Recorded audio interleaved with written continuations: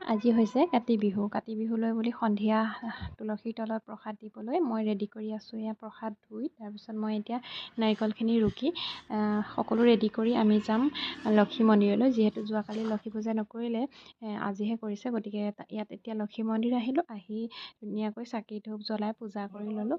আৰু এতিয়া ঘৰত লৰালৰিকৈ আহি আকৌ পথাৰলৈ যাব লাগিব। পথাৰত গৈ এতিয়া মই চাকি জ্বলাম। আৰু এতিয়া পথাৰত দেখিছে নহয়, এতিয়া আন্ধাৰেই হ'বলৈ হ'ল।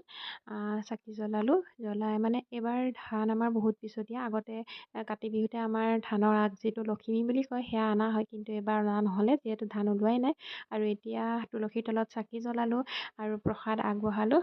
তাৰপিছত এতিয়া আমি সকলোৱে প্ৰসাদ খাম।